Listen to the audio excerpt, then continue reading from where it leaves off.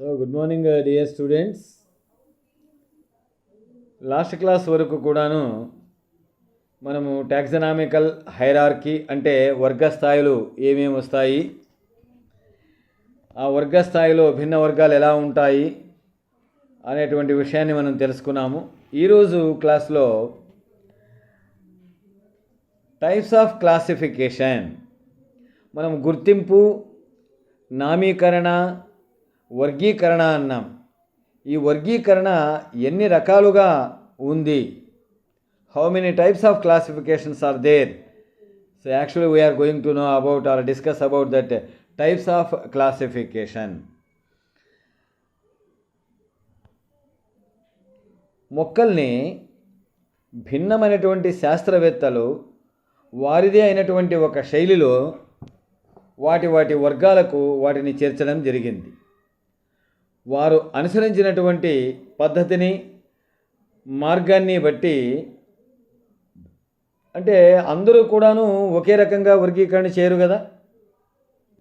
మొక్కల్ని చూసినప్పుడు ఒక్కొక్కరికి ఒక్కొక్క భావన వస్తూ ఉంటుంది.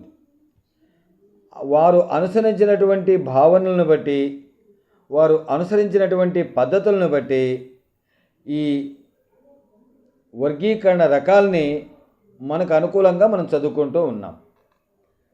So what is types of classification?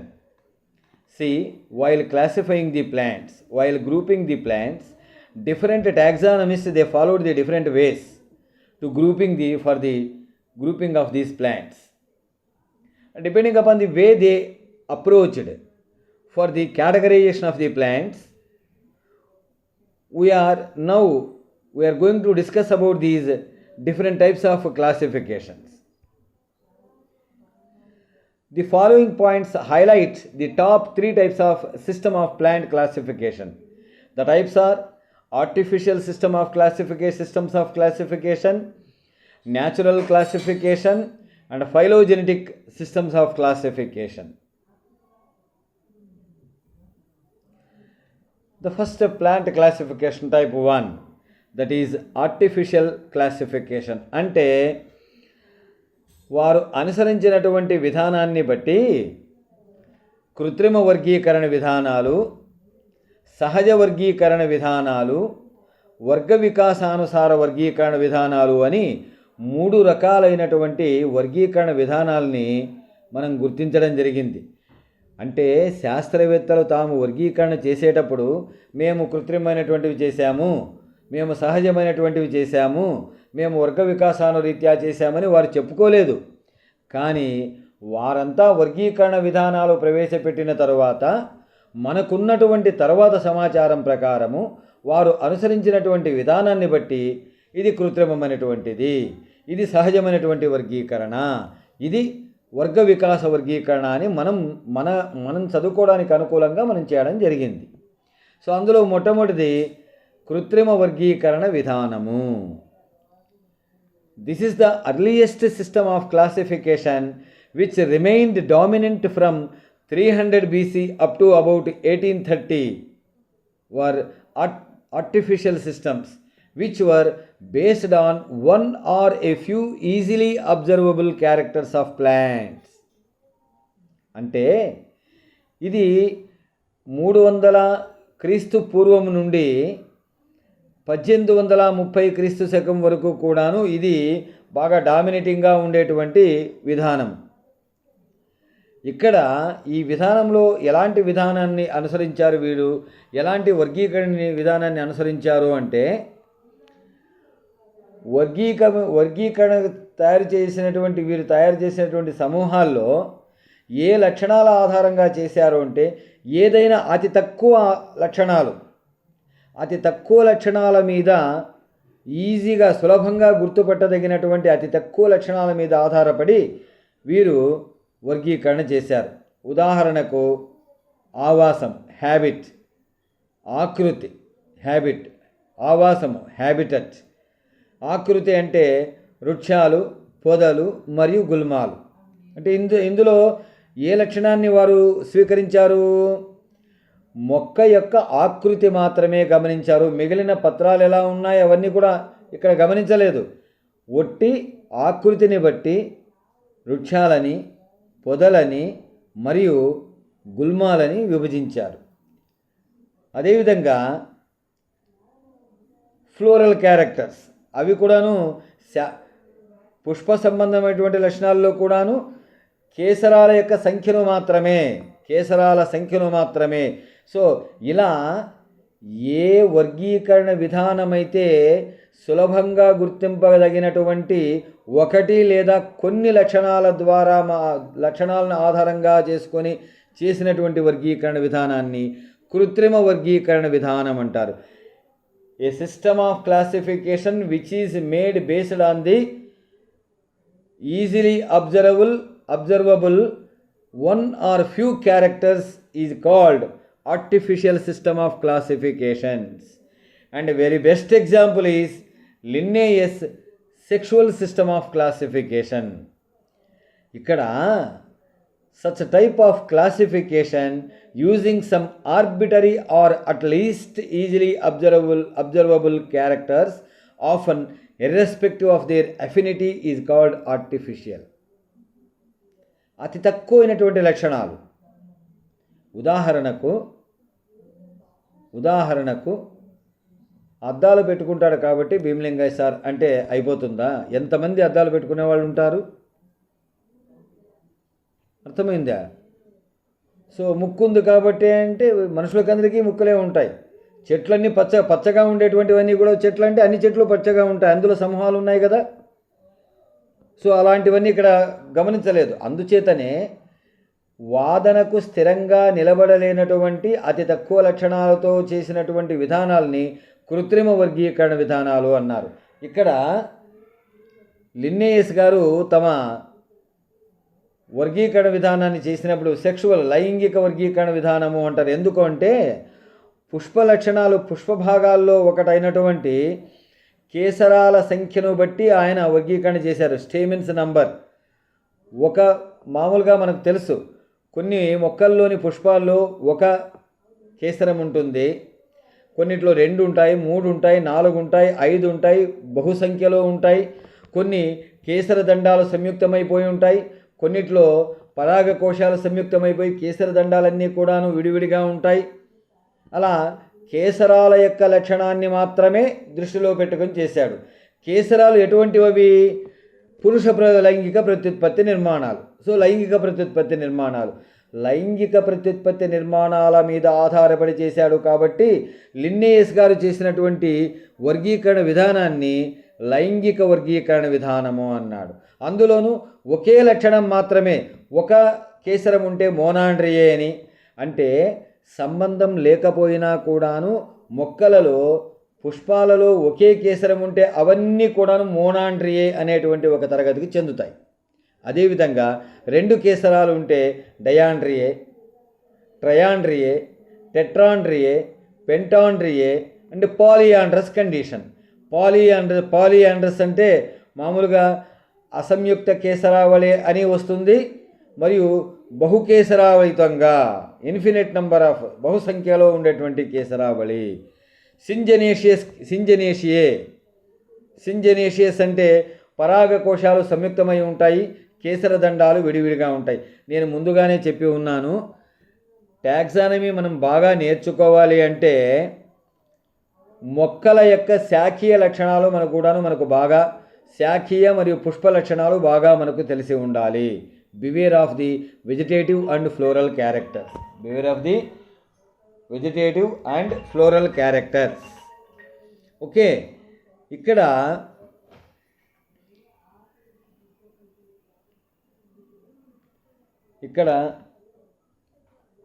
మనకు such type of classification using some arbitrary, at least easily observable characters, often irrespective of their affinity, is called artificial system of classifications.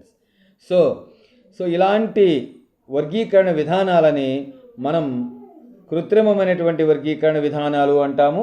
వాటిలో కూడాను లిన్నేయస్ గారు చేసినటువంటి వర్గీకరణ విధానాన్ని కృత్రిమమైనటువంటి వర్గీకరణ విధానము అని దానికి ప్రత్యేకమైనటువంటి ఉదాహరణగా మనం చెప్పుకుంటాం. ఇక తరువాత దీన్ని ఇంకొకసారి మనం రిపీట్ చేస్తాం. The sexual system of Linnaeus is a good example of artificial classification, which uses only one attribute, that is, the number of stamens, for grouping plants into 24 classes, as a result of which various unrelated taxa, which are not at all related but similar in one respect only, ఒకే ఒక లక్షణంలో మాత్రమే వాటి మధ్య పోలిక ఉంది, only have been placed under the same class. Example, అది ఇందాక చెప్పాను, మోనాండ్రియే, డయాండ్రియే and so on. Okay, తర్వాత రెండవ రకము సహజ వర్గీకరణ విధానము. అంటే ఈ సహజ వర్గీకరణ విధానంలో మొక్క సహజంగా ఏ పరిసరాల్లోనైతే లభిస్తుందో ఆ పరిసర ప్రాంతాల్లో మొక్కలో ఉండేటువంటి అన్ని లక్షణాలను కూడాను ప్రాతిపదికగా తీసుకొని చేసినటువంటి వర్గీకరణ విధానాలని సహజ వర్గీకరణ విధానాలు అని పిలుస్తారు. These systems of classifications are based upon overall resemblances, mostly in gross morphology, thus utilizing as many as taxonomic character as possible to group taxa.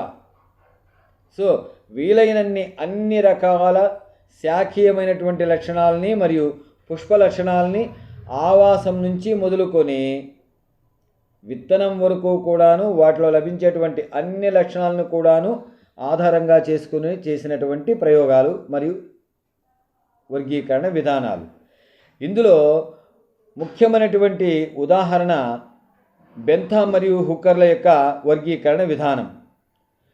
వీరు ఇద్దరు కూడాను జర్మన్ శాస్త్రవేత్తలు.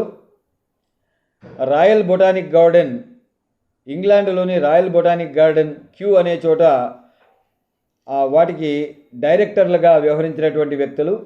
వీరు జెనేరా ప్లాంటారం అనేటువంటి ఒక గ్రంథాన్ని ఆవిష్కరించి పబ్లిష్ చేసి అందులో తమ విధానాన్ని, ఈ సహజ వర్గీకరణ విధానాన్ని అందులో పబ్లిష్ చేశారన్నమాట. ఆ పుస్తకంతో పాటుగా బ్రిటిష్ వారు మన భారతదేశాన్ని పరిపాలించినప్పుడు ఉన్నటువంటి ఇండియాని బ్రిటిష్ ఇండియా అంటారు. అప్పుడు వారు ప్రచురించినటువంటి పుస్తకం పేరు ఫ్లోరా ఆఫ్ బ్రిటిష్ ఇండియా. అంతేకాకుండా botanical survey of India Calcutta ప్రధాన కార్యాలయంగా ఉంటూ కోయంబత్తూరులో బ్రాంచ్ ఆఫీస్ ఉండేటువంటి, శాఖా కార్యాలయం ఉండేటువంటి బొటానికల్ సర్వే ఆఫ్ ఇండియా కూడాను వీరి చేతనే ప్రారంభించబడింది. సో బెంథామ్ అండ్ హుక్కర్ల యొక్క వర్గీకరణ విధానము సహజ వర్గీకరణ విధానము. తరువాత ఈ వర్గీకరణ విధానాలు ఇలా సాగుతూ ఉంటే ఈ మధ్యకాలంలో చార్లెస్ డార్విన్ అనేటువంటి శాస్త్రవేత్త పేరు మీరు వినుంటారు. ఈయన జీవుల ఆవిర్భావము, that means origin of species,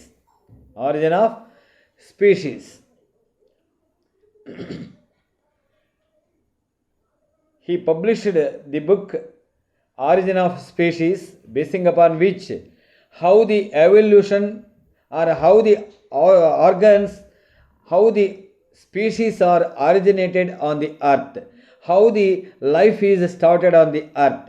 ఈ భూమి మీద జీవుల పుట్టుక ఎలా జరిగింది అనేటువంటి విషయం మీద ఆయన పరిశోధన చేస్తూ జీవుల ఆవిర్భావం మరియు జీవుల యొక్క పరిణామ సిద్ధాంతాన్ని కూడాను ఆయన ప్రతిపాదిస్తూ ఒక పుస్తకాన్ని 1859లో ప్రచురించాడు.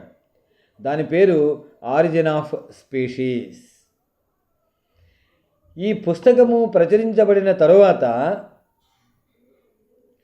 అనేకమైనటువంటి శాస్త్రవేత్తల యొక్క ఆలోచనల్లో కూడాను అనేక రకాలైనటువంటి మార్పులు వచ్చాయి. అంటే ఈయన ఏం చెప్పాడు అంటే, భూమి మీద మారుతున్నటువంటి వాతావరణ పరిస్థితులకు అనుగుణంగా జీవుల యొక్క దేహ సంవిధానాల్లో కూడాను, so according to the change in the climatic conditions on the earth, automatically the organisms also modified their metamorphosed their body according to the climatic changes on the earth అని ఆయన చెప్పాడు. అంటే భూమి మీద జరుగుతున్నటువంటి వాతావరణ పరిస్థితుల యొక్క మార్పుకు అనుకూలంగా జీవులు కూడాను, ఈ భూమి మీద నివసిస్తుండేటువంటి జీవులు కూడాను వాటి దేహ సంవిధానాన్ని మార్చుకున్నాయి. అంటే మారినటువంటి వాతావరణానికి అనుకూలంగా అవి కూడాను వాటి దేహ విధానాన్ని మార్చుకున్నాయి అనేటువంటిది ఆయన యొక్క వాదన.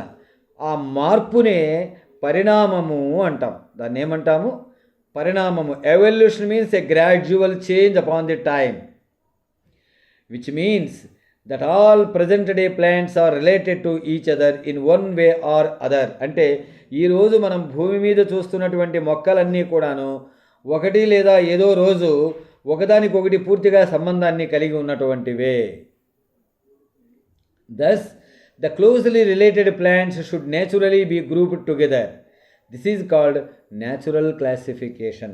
Thus, larger the number of characters shared by different taxa, the more closely related they are to each other. ఎన్ని ఎక్కువ లక్షణాల్లో పోలికలు ఆ వర్గాల మధ్యలో ఉంటుందో అంత దగ్గరి సంబంధాలను కలిగి ఉండి అంత దగ్గరగా ఉండేటువంటి సమూహాల్లో అవన్నీ కూడాను చేర్చబడతాయి. ఈ భావన ఇప్పుడు ఏదైతే మనం నేర్చుకున్నామో, ఏదైతే డిస్కస్ చేస్తున్నామో, ఈ భావన ఆధునికమైనటువంటి వర్గీకరణకు నాంది పలికిందన్నమాట. అంటే ఈ సహజ వర్గీకరణ విధానంలో వచ్చినటువంటి ఆ భావాన్ని, దాని ఫలితాన్ని బట్టి తరువాత సహజంగా ఉండడమే కాకుండా పరిణామ క్రమాన్ని అనుసరించి కూడాను మనం ఎందుకు వర్గీకరణ చేయకూడదు? సో మొక్కలన్నీ కూడా పరిణామం చెంది ఉంటాయి కాబట్టి మనం పరిణామ క్రమాన్ని అనుసరించి ఎందుకు చేయకూడదనే పద్ధతిలో ఆలోచన చేసినటువంటి శాస్త్రవేత్తలు తర్వాత తాము చేసినటువంటి వర్గీకరణ విధానాలన్నీ కూడాను వాటన్నిటినీ కూడాను వర్గ వికాస వర్గీకరణ విధానాలు అంటారు. Phylogenetic systems of classification. The classification systems proposed after Darwin's theory are mostly phylogenetic. That is they use as many taxonomic characters as possible in addition to the phylogenetic or evolutionary interpretations. These are expressed in the form of phylogenetic trees or shrubs showing presumed evolution of the groups. The natural systems are two-dimensional. తర్వాత తిరిగి సహజ వర్గీకరణ విధానంలో కూడాను రెండు విధానాలు ఉన్నాయి. The natural systems are two-dimensional, that is based on the data available at any time and is known as horizontal classification, whereas the addition of the third dimensions, that is past history or ancestral history, results in phylogenetic classification, also known as vertical classification or evolutionary classification. According to Radford in 1986, however, there are four systems of classifications. They are artificial classifications. These systems use the habits and importance to man as taxonomic characters. Example, systems of Theophrastus, Dioscorides, etc.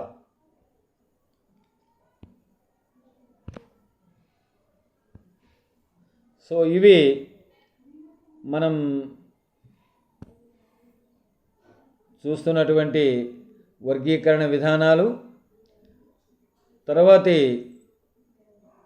క్లాస్లో బెంతామ్ and హుక్కర్ల యొక్క వర్గీకరణ విధానం ఎలా ఉంటుంది, అందులో ఏ ఏ తరగతులు ఉన్నాయి, ఏ ఏ ఉపతరగతులు ఉన్నాయి, అదేవిధంగా యంగ్లర్ మరియు ప్రాంటల్ల వర్గీకరణ విధానము, హచిన్సన్ వర్గీకరణ విధానము అన్నీ కూడాను తర్వాతి తరగతుల్లో మనం తెలుసుకుందాం.